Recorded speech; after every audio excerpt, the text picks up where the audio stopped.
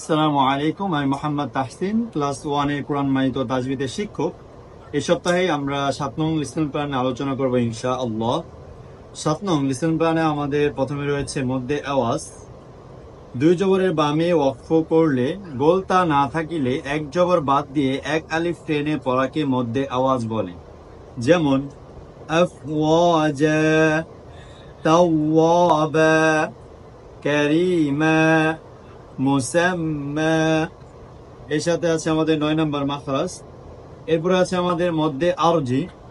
মদের হরফ ও মদের হরকতের বামের হরফে ওয়াকফ করলে 3 আলিফ টেনে পড়াকে মধ্যে আরজি বলে। যেমন নাস, রহিম, তাকওয়িম, মুরসালুন। এভাবে বাকিগুলা। এটার সাথে আছে আমাদের 10 নম্বর মাখরাজ এবং মধ্যে আরজি আমাদের আরেকদিন থাকবে। এরপর হচ্ছে মধ্যে মুনফাসিল। মদের হরফ বা মদের হরকতের উপর চিকন চিহ্ন বামে হামজা থাকলে 3 আলিফ টেনে পড়াকে মধ্যে মুনফাসিল বলে। যেমন মা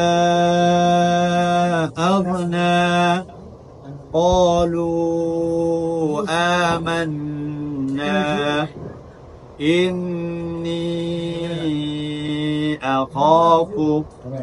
এর মধ্যে মুনফাসিল আমাদের থাকবে 2 দিন। এটার সাথে আমাদের 12 এবং 13 নম্বর মাখরাজ থাকবে। এই ছিল আমাদের 7 নং লিসন প্ল্যান আলোচনা। যদি কোনো কিছু না বুঝতে পারেন ইনশাআল্লাহ ক্লাস আমার সাথে যোগাযোগ করবেন, আমি বুঝিয়ে দেওয়ার চেষ্টা করব। আসসালামু আলাইকুম রহমতুল্লাহ।